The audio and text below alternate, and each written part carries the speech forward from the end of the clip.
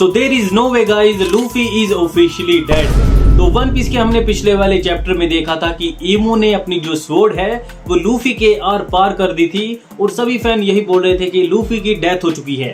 तो अब इसका जो नेक्स्ट चैप्टर है 1189 उसके ब्रीफ स्पॉइलर आ चुके हैं और इसमें इमू ने एक और स्वॉर्ड समन की है और इसे भी लूफी के आर पार कर दिया है और उसे पिन डाउन कर दिया है एक पेड़ के साथ और इमू ने लिटरली लूफी को क्रूसीफाई कर दिया है। तो आज की वीडियो में हम वन पीस के इस चैप्टर 1189 के ब्रीफ स्पॉइलर के बारे में बात करेंगे। तो वीडियो को लाइक कर दो और तुम्हें पता है चैनल के साथ क्या करना है। तो इन स्पॉइलर के बारे में बात करने से पहले मैं तो इसी बात को लेके कंफ्यूज हूँ कि मैं इमू को क्या बोलूं, उसे मैं एक पैरेट बोलूं, क्या वो एक फकिंग पैरेट है? क्योंकि अभी तक तुम्हें इस थ्योरी के बारे में तो पता लग गया होगा। नेक्स्ट वीडियो में इसी थ्योरी के ऊपर बनाऊंगा, पर पहले हम इस चैप्टर के बारे में बात कर लेते हैं। तो ये जो चैप्टर है 1189 वो मैडनेस से भरा हुआ है और इस वाले चैप्टर का टाइटल है किंग ऑफ द वर्ल्ड और आई थिंक यहाँ पे इमू के बारे में बात हो रही है। तो इस बार के कवर पेज पे हमें एक फनी मोमेंट देखने के लिए मिलता है। जो नामी है वो जोरो, सांजी और लूफी को डांट रही है। तो इसके बाद शुरुआत होती है इस चैप्टर की। तो इसकी शुरुआत वहीं से होती है जहां पे लास्ट चैप्टर एंड हुआ था। जो इमू है उसने लूफी को स्टैब कर दिया है, पर यहाँ पे जो इमू है वो एक और स्वॉर्ड को समन करता है जिसका की नाम है सी गॉड स्वॉर्ड और ये इस न्यू स्वॉर्ड से भी लूफी को दोबारा से स्टैब करता है। अब इस टाइम पे लूफी के अंदर दो स्वॉर्ड घुसी हुई हैं और ये जो इमू है वो यहीं पर नहीं रुकता है। ये जो है इन दोनों स्वॉर्ड से लूफी को एक ट्री पे पिन डाउन कर देता है। तो एक तरीके से इमू ने लूफी को क्रूसीफाइड कर दिया है और तभी हमारा जो सीन है वो शिफ्ट हो जाता है गॉड उसप के ऊपर और उसप की जो ऑब्जर्वेशन वाली हाकी है वो दोबारा से एक्टिव हो चुकी है क्योंकि जैसे ही इमू लूफी को स्टैब करता है तो उसप को फील हो जाता है कि लूफी के साथ कुछ तो बहुत बुरा हुआ है। तो उस सबको लग रहा है कि लूफी के साथ कुछ बुरा हुआ है, पर दूसरी तरफ जो इमू है वो लूफी को कुछ ऐसा ट्रीटमेंट दे रहा है। तो उस सब फैंस तैयार हो जाओ, हो सकता है हमें जल्द ही उस सब का एक काफी बड़ा मूवमेंट देखने के लिए मिल जाए।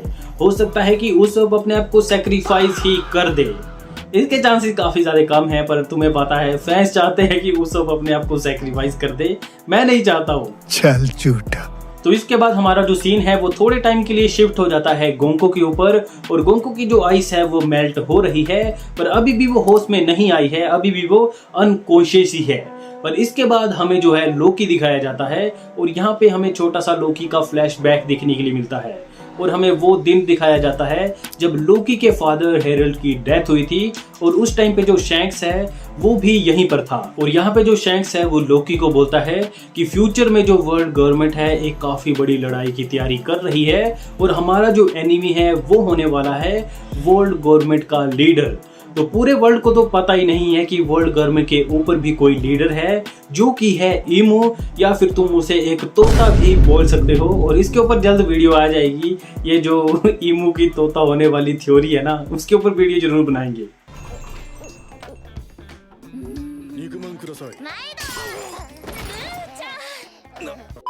तो इसके बाद हम दोबारा से इमू के पास पहुंच जाते हैं। तो इमू ने तो लूफी को क्रूसीफाइड कर ही दिया है, पर इसके बाद हमें दिखाया जाता है कि ये जो इमू है वो अपने दोनों कमांडर जो समर और किलिंग हैम हैं उनको न्यू वेपन देता है। तो यहाँ पे जो इमू है वो जोरो के अगेंस्ट फाइट करने के लिए समर को देता है स्वॉर्ड ऑफ वर्थ और दूसरी तरफ किलिंग हैम को देता है सांजी के अगेंस्ट फाइट करने के लिए स्पेयर ऑफ होली कमांड।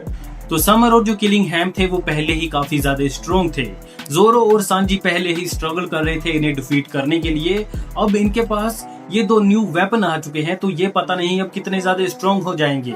तो इसके बाद ये हमें रिवील होता है कि इमू ने ये जो वेपन इनके साथ शेयर किए हैं वो है 800 ईयर ओल्ड और ये जो है वेपन बिलोंग करते हैं 19 किंग्स को जो कि उस टाइम पे किंग थे 800 ईयर पहले।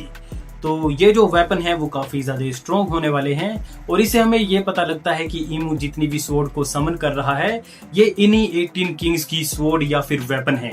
और इसके बाद चैप्टर के एंड में हमें दिखाया जाता है कि जो इमू है वो एक एक्स को समन करता है जिसका की नाम काफी ज्यादा अजीब है जो कि है जिंग तिंग एक्स। और ये जो है वो एक चाइनीज माइथोलॉजी की एक्स है और चाइनीज माइथोलॉजी में भी इस एक्स का यूज करके किसी को एग्जीक्यूट किया था। Xingtian is a legendary deity and warrior in Chinese mythology famous for his unyielding defiance. After the Yellow Emperor decapitated him in a battle for supremacy, Xingtian refused to die. Instead, he used his nipples as eyes and his belly button as a mouth, continuing to fight with a battle axe and shield. According to traditional law, chronicled in the ancient text Classic of Mountains and Seas, Shanhaijing, Xingtian was originally a follower of the Flame Emperor. When the Yellow Emperor defeated the Flame Emperor, Xingtian relentlessly challenged him to a duel at Changyang Mountain. Even after his head was severed and buried, he channeled his fury into an eternal fight, making him an enduring symbol of indomitable spirit and resistance. और अब ये कोई नहीं बोलेगा कि ये जो मैंने अभी लगाया था मैंने वो टाइम बढ़ाने के लिए लगाया है। तो ये जो ईमू है वो इस एक्स से लूफी को मारने की कोशिश करता है, पर तभी यहाँ पे एंट्री होती है एक लेजेंड की।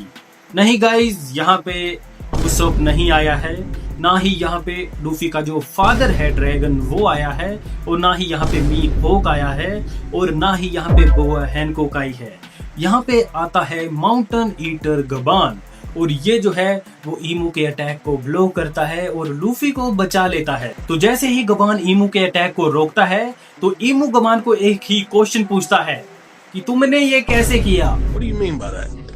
सो जोक्स असाइड गाइज, पर जैसे ही गबान ईमू के अटैक को रोकता है तो ये चैप्टर एंड हो जाता है और नेक्स्ट वीक एक ब्रेक होने वाला है। तो अब पता नहीं नेक्स्ट वीक क्या होगा और लूफी यहाँ से कैसे सरवाइव करने वाला है। लूफी के अंदर 2 स्वॉर्ड घुसी हुई हैं, आगे पता नहीं क्या ही होगा। अब समर और जो किलिंगहैम है उनके पास न्यू वेपन आ चुके हैं, तो आगे के लिए मैं काफ़ी ज़्यादा एक्साइटेड हूँ।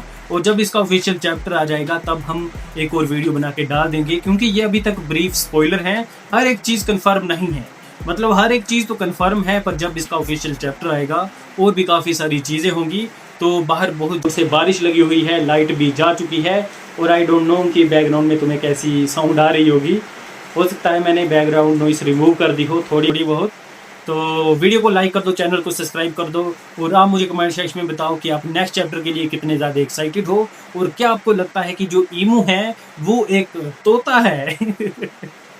भाई वन पीस की फैन थ्योरी भाई दिमाग घुमा देती है, और मेरे दिमाग में वही चला हुआ है, काफ़ी सारी चीज़ें हैं भाई। ईमू इज अ फकिंग पैरट। ये तो लेटेस्ट न्यूज़ है। तो इंडिया में हो रहे प्रोटेस्ट में आपने ये वाला फ्लैग तो जरूर देखा होगा, और इंडिया ही नहीं रिसेंटली जितने भी जेनजी के प्रोटेस्ट हुए हैं वहां पर ये फ्लैग हमें देखने के लिए मिलता ही है। तो ये जो फ्लैग है वो है वन पीस एनिमे से, और ये जो है वो स्ट्रो हैट क्रू का फ्लैग है।